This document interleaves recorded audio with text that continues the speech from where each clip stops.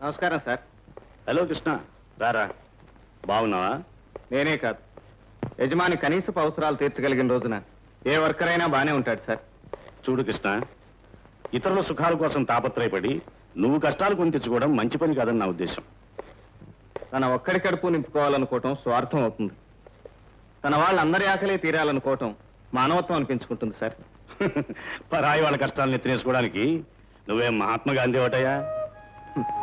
పవిత్రమైన ఆ మహాత్ముడి పేరు నాతో పోల్చడం ఎందుకు లేని, ఆయన పుట్టిన దేశంలో పుట్టినందుకు, ఆయన పీల్చిన గాలి పీలుస్తున్నందుకు నేనెంతో గర్వపడుతున్నాను. చూడు కృష్ణ, లోకాన్ని ఉద్ధరించబోయే ముందు ఎవరైనా తన కుటుంబాన్ని చక్కదిద్దుకోవడం అవసరం. కార్మికుల గురించి ఆలోచించడం కంటే నిన్ను పెంచి పెద్ద చేసిన నీ అన్న కూతురు పెళ్లిని గురించి ఆలోచించడం నీ బాధ్యత. అవునా? అవును. లక్ష్మి నాకు అన్న కూతురైనా కన్న కూతురు లాంటిది. దాని పెళ్లి విషయంలో సాయం చేస్తారంటేనే నేను ఇక్కడికి వచ్చాను. ఓయే, తప్పకుండా సహాయం చేస్తాం. కానీ దానికి బదులు నువ్వు ఒక పని చేయాలి. ఏమిటి చెప్పండి. ఆ యూనియన్ గొడవలు మానుకుని నీ పనేదో నువ్వు చూసుకోవాలి. నా స్వార్థం కోసం నేను నమ్ముకున్న ఆశయాలను అమ్ముకోమంటారా? ఆశయాలు అమ్ముకోవడం దాకా ఎందుకు గాని నువ్వు అను. 5,000 కాకపోతే 10,000 ఖర్చు పెట్టి నేను దగ్గరుండి పెళ్లి జరిపిస్తాను. ఆలోచించు. రంగారావు గారు, మా అన్నయ్య జీవితం అంతా మీ సేవకే అంకితం చేసిన మనిషి. ఆయన విశ్వాసానికి నమ్మకానికి ప్రతిఫలంగా మా లక్ష్మి పెళ్లికి మీరు సహాయం చేయటం న్యాయం. అంతేకాని ఈ విషయంలో నా మీద ఒత్తిడి తేవటం, కార్మికులు వదిలిపెట్టి నన్ను రమ్మనటం అన్యాయం. అన్యాయమా? ఏమిటండి? నేను మిల్లు నడపడం అన్యాయమా? వేలాది మందికి పని కల్పించడం అన్యాయమా? నెల నెలా జీతాలు ఇచ్చి వాళ్ళందరినీ పోషించడం అన్యాయమా? ఏదన్యాయం? బోనస్ విషయంలో మోసం చేయటం అన్యాయం. రంగన్న కాంపెన్సేషన్ ఇవ్వకపోవటం అన్యాయం. బోనస్ బహుమతిని మాట్లాడడానికి నువ్వెవరు? ఈ ఫ్యాక్టరీ యజమాని నేను, దీనికి పెట్టుబడి పెట్టింది నేను. వాళ్ళు ఎవరైనా దంపిడి పెట్టుబడి పెట్టారా? పెట్టారు. వాళ్ళ శ్రమే వాళ్ళ పెట్టుబడి. డబ్బు మీ పెట్టుబడి అయితే శ్రమ వాళ్ళ పెట్టుబడి. వాళ్ళ శ్రమ వల్లే మీ ఫ్యాక్టరీ నడుస్తుంది. మీరింత పెద్ద బంగాళాల్లో ఉంటున్నా, ఖరీదైన కారుల్లో తిరుగుతున్నా, ఇదంతా వాళ్ళ శ్రమ వల్లే. వాళ్ళ శ్రమ వల్లే మీరింత గొప్ప వాళ్ళు అయ్యారు. రంగారావు గారు, మీ డబ్బుని మీ పెట్టుబడిని సృష్టించిందే శ్రామిక శక్తి. శ్రామిక శక్తి లేకుండా ప్రపంచంలో ఏమీ సాధించలేము.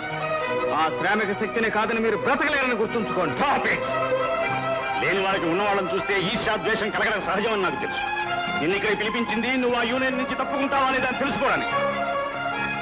నా మీద ఎంతో నమ్మకం పెట్టుకున్న కార్మికుల నమ్మకాన్ని వమ్ము చేయలేను. దీనివల్ల మా లక్ష్య పెళ్లి ఆగిపోతే ఆగిపోనివ్వండి. మా తిప్పలేవో మేము పడతాం.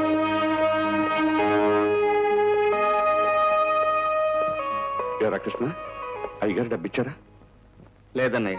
అదేమిటి, మీ చేతికిచ్చి పంపిస్తున్నారే? తప్పకుండా సాయం చేస్తానని మాటిచ్చారే. అమాయకుడు గనుక నువ్వు ఆయన మాటలు నమ్మావన్నయ్య.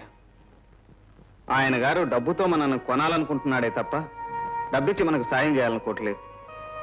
లక్ష్మి పెళ్లి ఏదో రకంగా మనమే చేద్దాం. పదన్నయ్య. అయ్యగారు మాట తప్పే మనిషి కాదురా.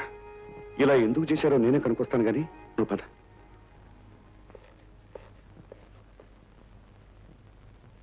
ఓ రాము గారు, రండి రండి. మీ అమ్మాయి పెళ్లి పోస్ట్ మ్యాన్ రాఘవ గారు అబ్బాయితో నిశ్చయమేనంట. అవునమ్మాయి గారు, ఆ విషయంలోనే నాన్నగారితో మాట్లాడదాను వచ్చాను. చాలా సంతోషం. చూడండి, వాళ్ళది చాలా పరుగుల కుటుంబం. మీరు పెళ్లి త్వరగా చేయకపోతే మీ తమ్ముడి కారణంగా పెళ్లి అయిపోయే ఇబ్బంది ఉంది.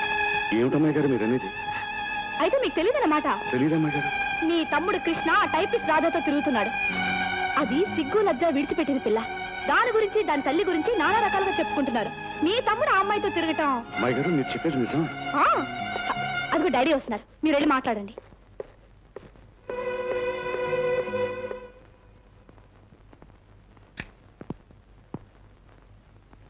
కృష్ణ, భోంచేద్దుగనరా.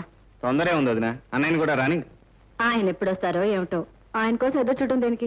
నువ్వు పద. పర్వాలేదులే. కృష్ణ, ఏమిటన్నయ్య? నీకు నేనంటే ప్రేమ, నా మాట అంటే గౌరవం ఉంటే ఈ క్షణం నుంచి నువ్వు యూనియన్ విషయంలో జోక్యం చేసుకోవద్దు. నీ పనేదో నువ్వు చూసుకో. ఏమిటన్నయ్య నువ్వు చెప్పేది?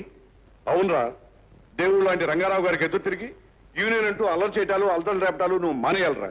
నాకు చెప్పి లాభం లేదని తెలిసి నీతో చెప్పి పంపించాడా ఆ రంగారావు గారు? ఆయన చెప్పంటావు ఏంట్రా? నేనే నీకు బుద్ధి చెప్తానన్నాను.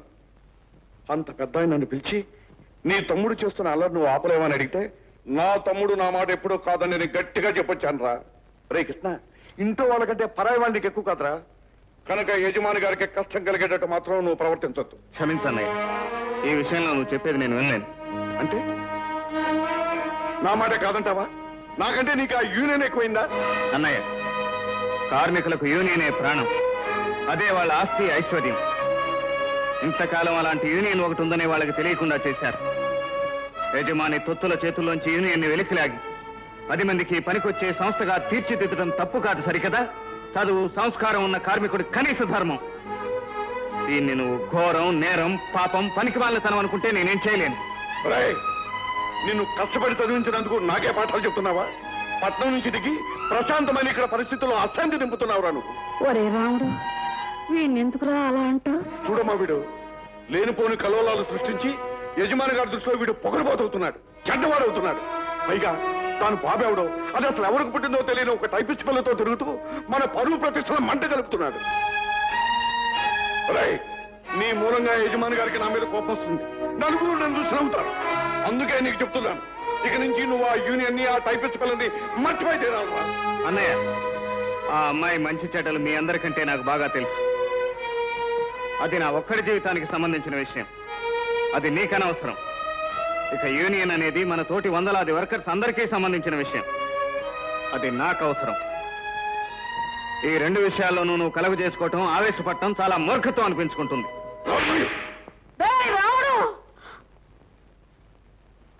లేకపోతే ఏమిటమ్మా, నేను మూర్ఖున్నా? కుటుంబం మేలాశించి వీడు మంచి కోరి నేను మాట్లాడితే నన్ను ఎంత మాట అంటాడా? అమ్మా, 10 మందిలోనూ పెద్దల ముందు గౌరవంగా బ్రతికే నన్ను నవ్వులు పాలు చేయడానికి వీడు పట్టణం నుంచి వచ్చాడమ్మా. మన ఇంటి పరువుకి, నాన్నగారి పేరుకి మచ్చ తేవడానికి వచ్చాడమ్మా వీడు. వీడికి యూనియన్ పిచ్చ పట్టిందమ్మా, యూనియన్ పిచ్చ పట్టింది. ఆ పిచ్చలో మనందరినీ తిండి లేని పికారం చేస్తాడు. ఆ దరిద్రపు కొట్టు పిల్ల కొంగు పట్టుకుని వేలాడుతూ మన పరువు పదాలు పాలు చేస్తాడమ్మా వీడు. అన్నయ్య, నా వల్ల నువ్వు భరించలేని అవమానాల పాలవుతున్నావు అనుకుంటే ఈ క్షణమే ఇల్లు విడిచిపెట్టి వెళ్ళిపోతాను.